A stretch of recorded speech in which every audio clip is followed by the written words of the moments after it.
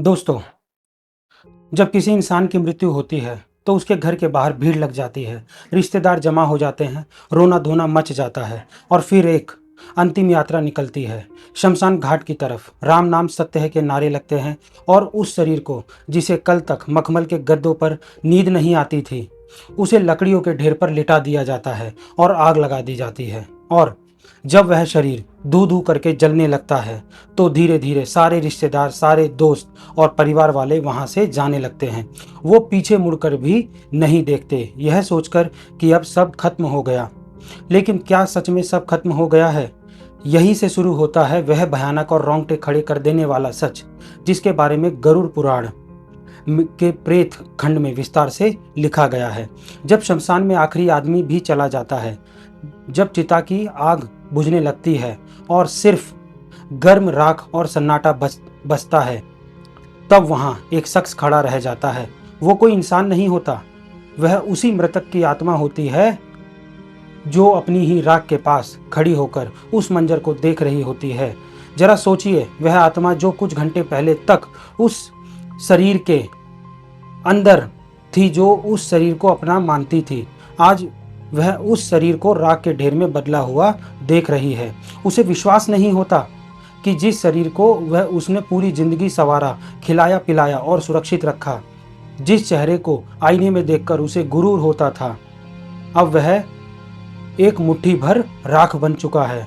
गरुड़ पुराण कहता है कि दाह संस्कार के ठीक बाद का 1 घंटा आत्मा के लिए सबसे ज्यादा कष्टदायी, डरावना और भारी होता है। यह वह समय होता है जब आत्मा को पहली बार यह एहसास होता है कि वह अब इस भौतिक दुनिया का हिस्सा नहीं रही। इस 1 घंटे में शमशान की उस भयानक खामोशी में आत्मा के साथ क्या क्या घटता है, उसे क्या क्या दिखाई देता है और वह वहां से तुरंत यमलोक क्यों नहीं जाती, आज हम इस गहरे रहस्य से पर्दा उठाएंगे। यह वीडियो कमजोर दिल वालों के लिए नहीं है, क्योंकि इसमें मौत के बाद का वो नंगा सच है जिसे सुनने के लिए कलेजा चाहिए। सबसे पहले हम उस स्थिति को समझना होगा जब शरीर जल रहा होता है। शास्त्रों के अनुसार जब तक शरीर पूरी तरह से जल नहीं जाता, तब तक आत्मा को मोह रहता है। उसे लगता है शायद मैं इस शरीर में प्रवेश कर सकूं, शायद मैं फिर से जिंदा हो सकूं। वह बार बार उसे जलते हुए शरीर के पास जाती है, उसके चारों तरफ चक्कर लगाती है, लेकिन आग की तपन और यमदूतों का अदृश्य पास उसे उस शरीर में घुसने नहीं देता। वह देखती है कि कैसे उसकी त्वचा जल रही है, कैसे उसकी हड्डियां चटक रही है। यह दृश्य उसके लिए किसी प्रलय से कम नहीं होता। और फिर आता है वह दर्दनाक पल जिसे कपाल क्रिया कहते हैं, जब घर का कोई सदस्य या बेटा बांस के डंडे से जलते हुए शव के सिर पर प्रहार करता है और सिर को फोड़ देता है। यह दृश्य देखने में जितना भयानक है, आत्मा के लिए उससे कहीं ज्यादा पीड़ादायक है। गरुड़ पुराण कहता है कि जैसे ही कपाल फटता है, एक जोरदार धमाका होता है जो सिर्फ और सिर्फ आत्मा को सुनाई देता है। यह वह पल है जब आत्मा का उस शरीर से आखिरी बंधन टूट जाता है। उसे समझ आ जाता है कि अब वापसी का कोई रास्ता नहीं बचा, यह दरवाजा हमेशा के लिए बंद हो चुका है। लेकिन असली कहानी तो इसके बाद शुरू होती है, जब कपाल क्रिया हो जाती है और शरीर झुलसकर खाक हो जाता है। तब नियम के अनुसार घर वाले और रिश्तेदार वहां से लौटने लगते हैं। शास्त्रों में सख्त नियम है कि शमशान से लौटते वक्त पीछे मुड़कर नहीं देखना चाहिए। क्या आपने कभी सोचा है कि ऐसा क्यों कहा जाता है? इसके पीछे एक बहुत बड़ा और डरावना कारण है। जब परिवार वाले वहां से जाने लगते हैं तो आत्मा घबरा जाती है। उसे लगता है कि यह लोग मुझे इस सुनसान और डरावनी जगह पर अकेला छोड़कर कहां जा रहे हैं। वह चिल्लाती है, आवाज देती है कि रुको, मुझे भी साथ ले चलो, मैं यहाँ अकेला नहीं रह सकता, मुझे डर लग रहा है। लेकिन इसकी आवाज किसी को सुनाई नहीं देती, क्योंकि अब वह आवाज हवा में गूंजने वाली ध्वनि नहीं, बल्कि एक कंपन है। वह आत्मा दौड़ती है, अपने बेटे को पकड़ने की कोशिश करती है, अपनी पत्नी या पति को आवाज देती है, उनके कपड़ों को पकड़ने की कोशिश करती है, लेकिन उसका हाथ उनके शरीर से आर पार निकल जाता है।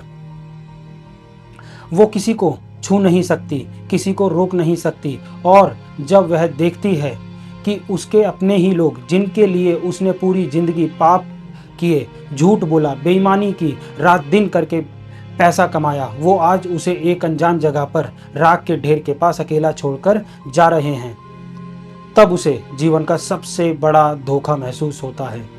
उसे समझ आ जाता है कि दुनिया का कोई भी रिश्ता आखिर तक साथ नहीं देता, मतलब के साथ ही थे सब।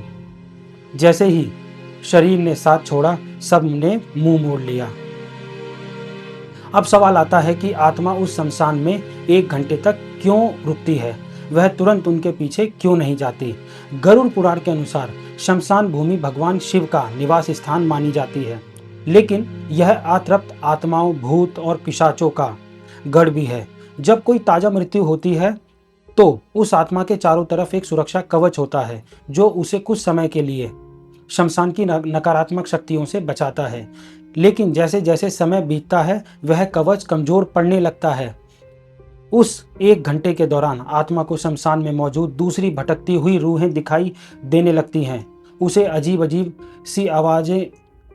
सी डरावनी आवाजें सुनाई देती हैं।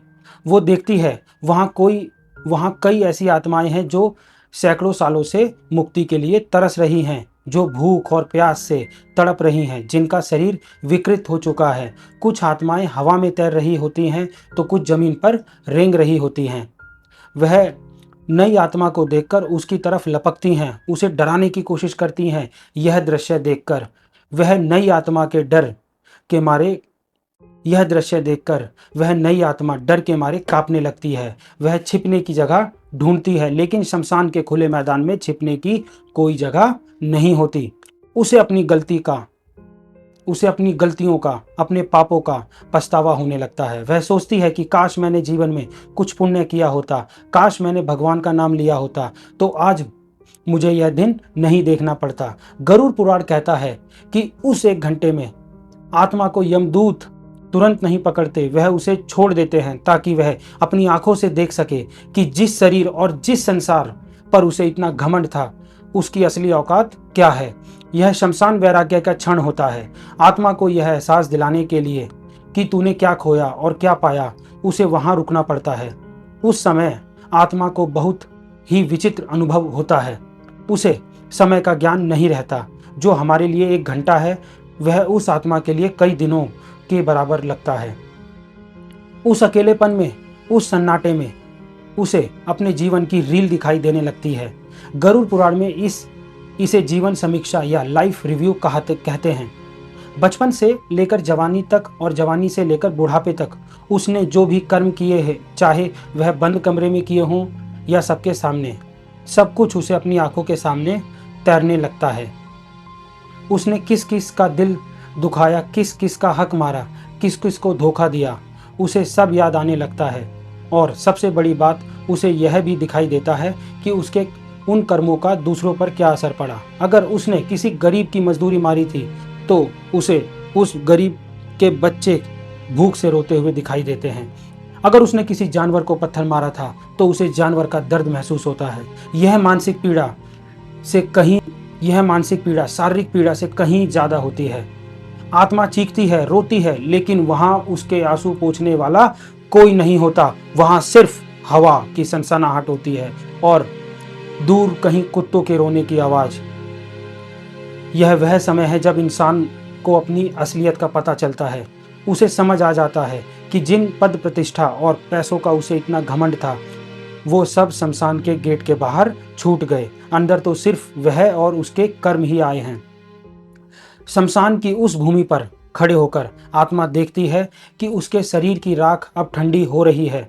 वो उस राख को छूने की कोशिश करती है। उसे याद आता है कि इसी शरीर पर वह महंगे कपड़े पहनती थी, इसे इत्र से महकाती थी, लेकिन आज यह राख हवा में उड़ रही है और कोई इसे समेटने वाला भी नहीं है। यह शून्यता उसे तोड़ देती है, लेकिन कहानी यहीं खत्म नहीं होती। जब वह 1 घंटा बीत जाता है और परिवार वाले घर की तरफ काफी आगे बढ़ निकल चुके होते हैं, तब आत्मा का मुंह फिर से जागता है। वह डरती है, घबराती है और भागते हुए अपने परिवार के पीछे जाती है। वह देखती है कि उसके बेटे और भाई क्या बातें कर रहे हैं। वह उनकी बातें सुनने की कोशिश करती है। कई बार उसे यह सुनकर धक्का लगता है कि वे लोग उसके जाने का दुख मनाने के बजाय उसके बैंक खाते और जायदाद की बातें कर रहे हैं। वे चर्चा कर रहे होते हैं कि अब दुकान कौन संभालेगा, मकान का बंटवारा कैसे होगा। यह सुनकर आत्मा को ऐसा लगता है जैसे कि किसी ने खंजर घोंप दिया हो। वह चिल्लाती है, अरे मूर्खों, मैं अभी गया भी नहीं और तुम लोगों ने बंटवारा शुरू कर दिया। लेकिन उसकी आवाज उन तक नहीं पहुंचती। इसलिए कहा जाता है कि घर में प्रवेश करने से पहले लोहे को छूना चाहिए, आग को छूना चाहिए या नीम की पत्ती चबानी चाहिए। यह सब इसलिए किया जाता है ताकि अगर वह आत्मा मोहवश आपके पीछे पीछे घर तक आ जाती है तो वह घर के अंदर प्रवेश ना कर सके, क्योंकि अगर मृत्यु के तुरंत बाद आत्मा घर में प्रवेश कर जाए और उसे मुक्ति ना मिले तो वह घर में प्रेत बनकर रहने लगती है। गरुड़ पुराण में लिखा है कि आत्मा को प्यास लगती है, बहुत तेज प्यास। दाह संस्कार की गर्मी से उसका सूक्ष्म शरीर जल रहा होता है। वो पानी मांगती है। वो अपने रिश्तेदारों के घर मटों के पास जाती है। वह अपने रिश्तेदारों के पास जाती है जो पानी पी रहे होते हैं, लेकिन वह पानी नहीं पी सकती। उसकी गर्दन, जिसे गरुड़ पुराण में सुई की नोक जैसा बताया गया है, इतनी पतली हो जाती है कि वह पानी की एक बूंद भी निगल नहीं पाती। यह सजा है उस मोह की जो उसने जीवन भर पाला था। उसे भूख लगती है। वह अपने घर की रसोई में जाती है जहां उसका मनपसंद खाना बनता था, लेकिन वह उसे खा नहीं सकती। वह सिर्फ उसकी खुशबू ले सकती है। यह बेबसी उसे तोड़ कर रख देती है। उस 1 घंटे के बाद जब आत्मा अपने घर पहुंचती है तो वहां का नज़ारा देखती है। वह देखती है कि लोग उसकी फोटो पर माला चढ़ा रहे हैं। कुछ लोग उसके जाने का दुख मना रहे हैं तो कुछ लोग उसकी संपत्ति, उसके पैसे और उसके बंटवारे की बात कर रहे हैं। यह देखकर आत्मा को गहरा आघात लगता है। उसे समझ आ जाता है कि मेरे जाने के बाद भी दुनिया वैसी ही चल रही है। किसी के रुकने से कुछ नहीं रुकता। जिन पैसों के लिए उसने भाई से लड़ाई की, जिन गहनों के लिए उसने दूसरों का दिल दुखाया, आज वह सब यहीं धरे रह गए और खाली हाथ, नंगा और बेबस खड़ा है। उसे अपने ही घर में बेगानापन सा महसूस होता है। वो अपनी ही कुर्सी पर बैठना चाहता है लेकिन बैठ नहीं पाता। वो अपने बच्चों के सिर पर हाथ रखना चाहता है लेकिन रख नहीं पाता। वह अपनी पत्नी को रोते हुए देखता है और उसे चुप कराने की कोशिश करता है, लेकिन वह उसे महसूस नहीं कर पाती। यह असमर्थता आत्मा को पागल कर देती है। वह बार बार दीवार से टकराती है, आईने में खुद को देखने की कोशिश करती है, लेकिन वहां कोई प्रतिबिंब नहीं बनता। गरुड़ पुराण में यह भी बताया गया है कि मृत्यु के बाद आत्मा की याददाश्त, जिसे हम स्मृति कहते हैं, बहुत तेज हो जाती है। उसे अपने बचपन से लेकर बुढ़ापे तक का एक एक पल याद आने लगता है। उसने कब किससे झूठ बोला, कब किस गरीब को सताया, कब किस जानवर को मारा, उसे सब कुछ एक फिल्म की तरह दिखाई देने लगता है। उस वक्त उसे जो पछतावा होता है उसकी आग चिता की आग से भी ज्यादा तेज होती है। वह चीखती है कि मुझे एक मौका और दे दो, मुझे वापस भेज दो, मैं सब ठीक कर दूंगा, मैं दान करूंगा, मैं पूजा करूंगा। लेकिन यह समय का पहिया उल्टा नहीं घूमता। उस समय आत्मा को यमदूतों का असली रूप दिखाई देने लगता है। जो यमदूत पहले उसे सिर्फ परछाई जैसे लग रहे थे, अब वह स्पष्ट होने लगते हैं। पापी आत्मा के लिए उनका रूप अत्यंत भयानक होता है। उनकी आंखें लाल अंगार जैसी होती है, बाल बिखरे हुए होते हैं, दांत बाहर निकले होते हैं और हाथ में काला पाश होता है। वे आपस में बात करते हैं कि इस पापी को किस नरक में ले जाना है। उनकी बातें सुनकर आत्मा थर थर कांपने लगती है।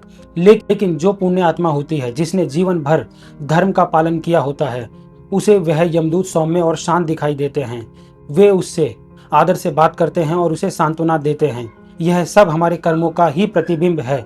जैसा हम करते हैं वैसा ही अंत में दिखाई देता है। दोस्तों, यह 1 घंटा जो आत्मा शमशान में और फिर अपने घर के दरवाजे पर बिताती है, यह उसे यह समझाने के लिए काफ़ी होता है कि जीवन का असली उद्देश्य क्या था। हम पूरी ज़िंदगी भागते रहते हैं, पैसा कमाने के लिए, नाम कमाने के लिए, बड़ा घर बनाने के लिए। हम रिश्तों को दांव पर लगा देते हैं, नैतिकता को भूल जाते हैं, लेकिन अंत में उस 1 घंटे में हमारे पास सिर्फ हमारे कर्म होते हैं। अगर आपने जीवन में किसी प्यासे को पानी पिलाया है तो उस वक्त आपको ठंडक महसूस होगी। अगर आपने किसी नंगे को कपड़ा दिया है तो उस वक्त आपको सुरक्षा महसूस होगी। लेकिन अगर आपने सिर्फ छीना है, सिर्फ बटोरा है, तो उस वक्त आपको सिर्फ तड़प मिलेगी। गरुड़ पुराण का यह ज्ञान हमें डराने के लिए नहीं है, यह हमें जगाने के लिए है। यह हमें बताता है कि जिस मौत से हम इतना डरते हैं वह तो आनी ही है, और जब वह आएगी तो हमारे बैंक बैलेंस, हमारी डिग्रियां, हमारे फॉलोवर्स कुछ काम नहीं आएंगे। उस 1 घंटे में जब हम अपनी ही राख को देख रहे होंगे, तब हमें सुकून सिर्फ इस बात से मिलेगा कि हमने किसी का भला किया था। इसलिए शास्त्रों में कहा गया है कि जब तक शरीर में प्राण है तब तक शुभ कर्म कर लो, दान करो, सेवा करो, सबसे जरूरी भगवान का नाम लो। क्योंकि गरुड़ पुराण में भगवान विष्णु खुद कहते हैं कि जो व्यक्ति मेरे नाम का जप करता है उसे मृत्यु के बाद यमदूत नहीं बल्कि मेरे पार्षद लेने आते हैं। उसे शमशान की उस भयानक गर्मी और अकेलेपन का सामना नहीं करना पड़ता, बल्कि उसे एक दिव्य विमान में बैठाकर सीधे वैठू ले जाया जाता है। शमशान में उस 1 घंटे के दौरान आत्मा को कई और भी विचित्र अनुभव होते हैं। उसे वहां मौजूद पिंडी और चावल के गोलों को खाने की इच्छा होती है जो उसके पुत्र ने प्रदान किए। गरुड़ पुराण के अनुसार पहले दिन का पिंडदान बहुत महत्वपूर्ण होता है। अगर विधि विधान से पिंडदान ना किया जाए तो आत्मा को बहुत भूख लगती है। वह शमशान में इधर उधर भटकती रहती है। कभी कभी वह शमशान के पास के पेड़ों पर लटक जाती है या पानी के स्रोतों के पास जाकर अपनी प्यास बुझाने की कोशिश करती है। लेकिन बिना शरीर के प्यास बुझाना नामुमकिन है। यह प्यास शारीरिक नहीं है, आत्मिक होती है, जो केवल मंत्रों और श्रद्धा से शांत हो सकती है। जो लोग श्राद्ध और पिंडदान को बेकार मानते हैं उन्हें यह समझना चाहिए कि यह भोजन शरीर के लिए नहीं बल्कि उस यात्रा के लिए है जिस पर आत्मा निकली है। बिना इस भोजन के आत्मा कमजोर हो जाती है और प्रेत योनि में जाने का खतरा बढ़ जाता है।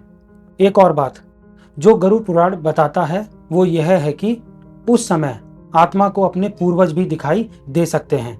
अगर उसके कर्म अच्छे रहे तो उसके दादा परदादा जो पितृक में हैं उसे लेने के लिए या उसे ढांढस बनाने के लिए वहां सूक्ष्म रूप से आ सकते हैं। वे उसे कहते हैं कि डरो मत, हम तुम्हारे साथ हैं। यह मिलन आत्मा को बहुत शांति देता है। लेकिन अगर कर्म बुरे हैं तो वहां सिर्फ अंधेरा और डरावनी आकृतियां ही दिखाई देती हैं। वह मदद के लिए पुकारता है लेकिन कोई नहीं आता। यह अकेलापन ही नरक की पहली सीढ़ी है। हमें यह समझना होगा कि हमारा शरीर 5 तत्वों से बना है, मिट्टी, पानी, हवा, आग और आकाश। जब शरीर जलता है तो यह 5 तत्व वापस प्रकृति में मिल जाते हैं। लेकिन आत्मा जो इन तत्वों से परे है वह वही रह जाती है। उसका सूक्ष्म शरीर जिसे हम यातना शरीर भी कहते हैं वो बना रहता है। इसी शरीर के माध्यम से वो सुख और दुख महसूस करती है। चिंता की आग उसे जला नहीं सकती लेकिन उसके कर्मों की आग उसे अंदर तक झुलसा देती है। आज की भागदौड़ भरी जिंदगी में हम इन बातों को अंधविश्वास मानकर नकार देते हैं। हम सोचते हैं कि मरने के बाद किसने देखा है क्या होता है। विज्ञान सबूत मांगता है लेकिन हमारे ऋषियों मुनियों ने अपनी दिव्य दृष्टि से इन लोकों को देखा है और गरुड़ पुराण के रूप में हमें यह नक्शा दिया है ताकि हम रास्ता ना भटकें। यह एक गाइड बुक है, यह एक मैनुअल है जो हमें यह बताती है कि इस जीवन के बाद की यात्रा कैसी करनी है।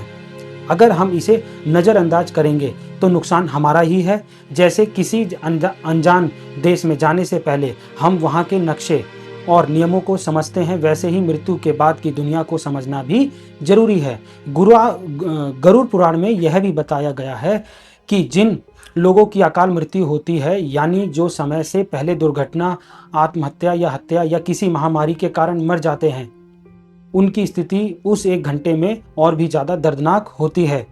उन्हें समझ नहीं आता कि उनके साथ क्या हुआ। वह अपनी कटी फटी जली हुई देह को देखकर और भी ज़्यादा डर जाता है। उनका मोह और भी ज़्यादा गहरा होता है क्योंकि उनकी इच्छाएं अभी अधूरी होती हैं, उनका जीवन चक्र पूरा नहीं होता। ऐसे में उनके लिए पिंडदान, तर्पण, नारायण, बलि जैसी पूजा और भी ज़्यादा जरूरी हो जाती है।